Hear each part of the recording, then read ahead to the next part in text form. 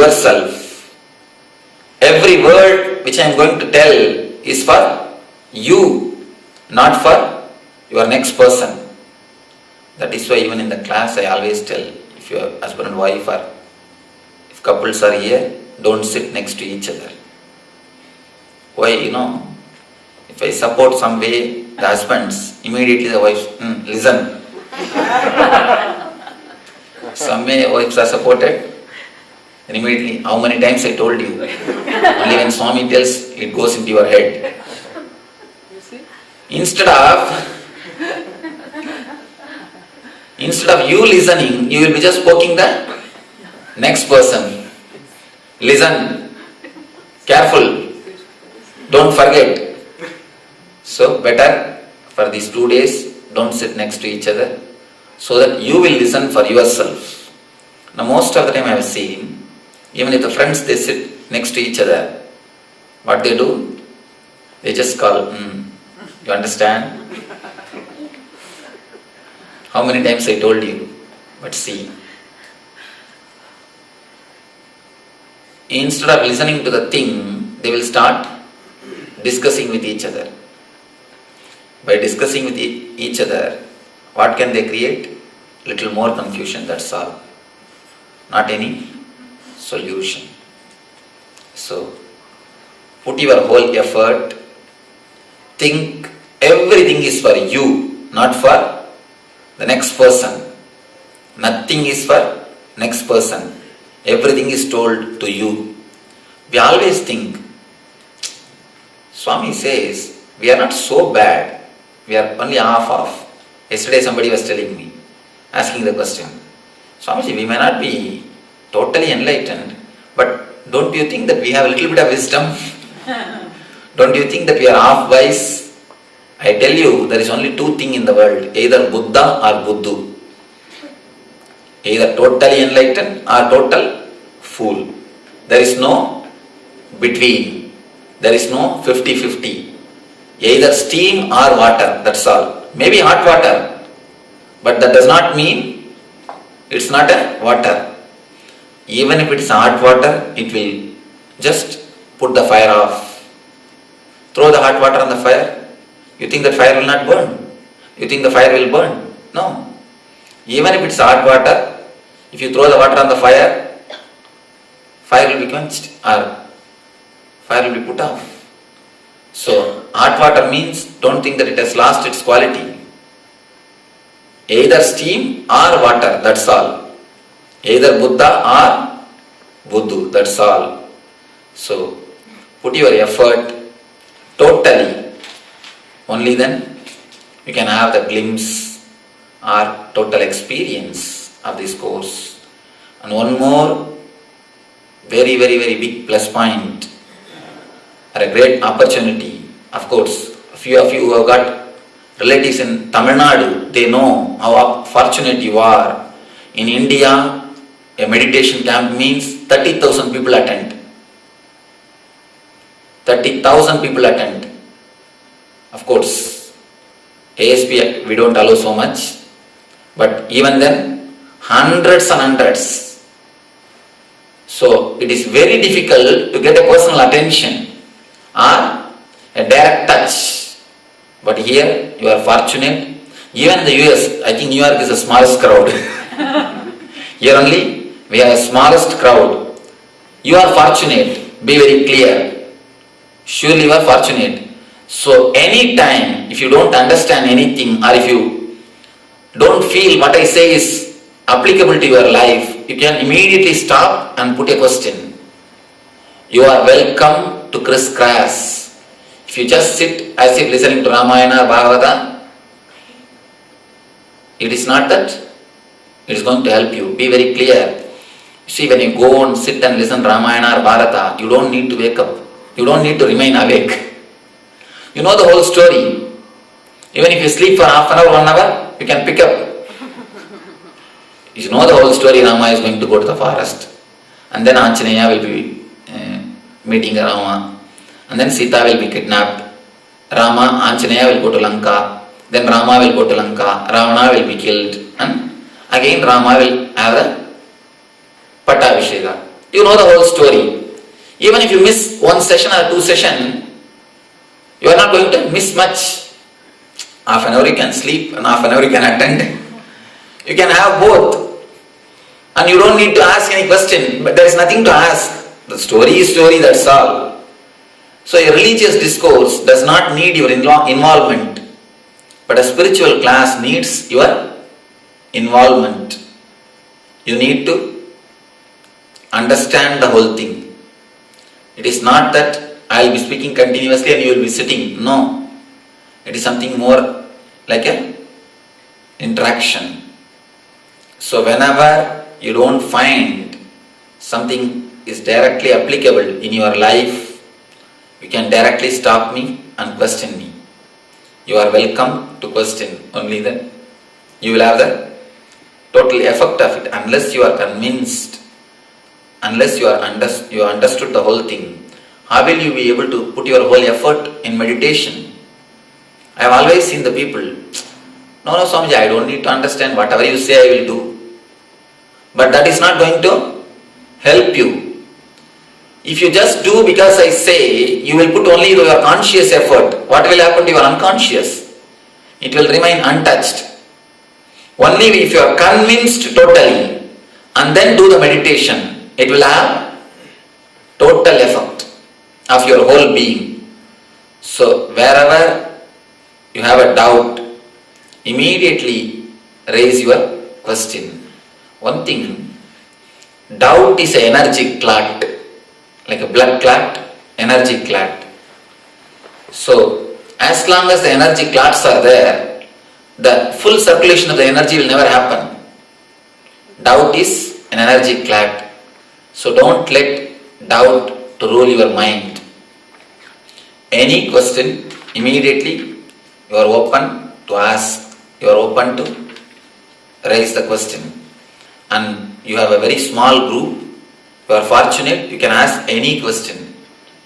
If a group is big, then you will have your own reluctance or your own shy feeling. But here you don't need to bother anything. Group is very small, you can always be free or open to open out. In India, not only thousands attend, I will not even know who is doing what. Because such a big hall, how will you know? I can't even get down or go round. But here it is not like that. Everyone can have a direct attention. So you are really fortunate, use it totally. If possible, I'll tell them to show some of the videos in the gaps, the interval times, gap times, you can see one or two Indian discourses, then you will see the crowd. So then you will understand how fortunate you are to sit or to have the instructions or the meditations directly one-to-one. It is almost like a one-to-one because there are hardly 30 people. 30 and 30,000, understand? So we are hardly 30 people. Really, you are fortunate. So put your whole effort, think everything is for you and interact totally. These are the 3 instructions, gist of this whole session. Now we will be entering into the meditation sessions. Before entering, I want you to introduce yourself to every one of you. Please go around and introduce yourself to everyone. You may ask why? Because these next 2 days you are going to be next to each other. Someone will be sitting here, someone will be sitting there, someone will be sitting there, you will be sitting next to somebody, next to any person, next to anybody may be sitting next to you. If you don't know their name or at least a simple introduction, you will not feel comfortable. I have always seen in the meditation class, I tell them, close your eyes and tie the ribbon. When I say that close your eyes and tie the ribbon, I have always seen people just verify whether others have closed their eyes or not. They look, everybody else, instead of they closing their eyes, and somebody even makes complaints. Swamiji, he has not closed his eyes. And he has not closed his eyes. How do you know that he has not closed? He has not closed his eyes. Because you have not closed. You know that others have not closed. Why it happens? Because you don't feel comfortable if you don't know the other person. If you know the other person, you will feel comfortable.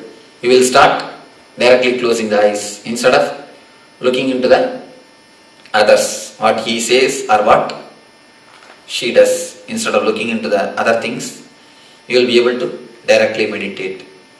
So, I request all of you just to introduce your name, or you are from where, what you are doing. Few words. Please don't catch the other and start telling your whole biography. That is one more problem I have seen some people. They just catch, in 1962, I was in the army.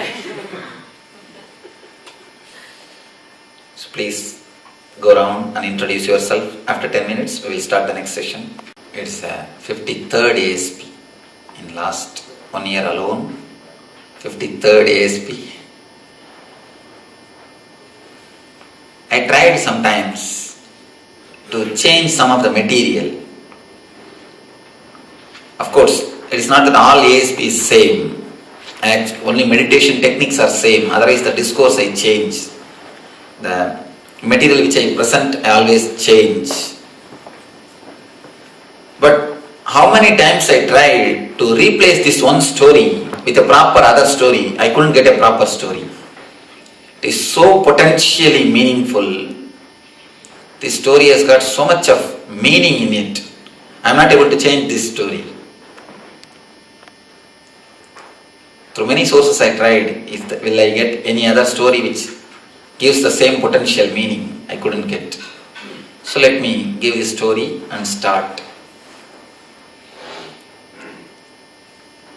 It's actually not even a story, it is a fact which has happened. After the Second World War, a group of tribals,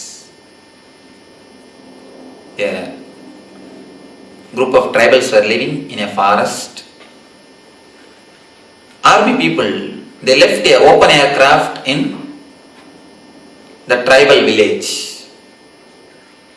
After the war, army people don't pack up anything and everything and take it away. They leave many things here and there and go away. Just like that, they left a small open aircraft in tribal area, in the tribal village. The tribal people, they do not know anything about the aircraft or anything about the outer world. They know only one or two things. The first thing, the trees and few fruits. Next thing, pet animal and wild animal. Pet animals they keep, wild animals they kill, that's all. They have nothing else. They don't even have an idea that there is something called civilization exists outside their tribal village. Totally secluded tribal people. When they saw something new in their village, they are not able to grasp, they are not able to understand what it is. They are not able to realize what it is. They thought that something new has come to their city. The whole village gathered and started arguing what it is, what they have got something new. Everybody started giving their opinion. This must be that, this must be that, this must be that. Somebody said it may be God, just come down to our village. Somebody said maybe it may be devil. But no argument could support with a logic. No argument could stand. Everybody is telling this may be this may be that, that may be that. But nobody is able to find out what it is really. Finally, one small boy came and told, it must be a bullock cart. Because bullock cart is also having a wheel, this is also having a wheel. It must be a bullock cart.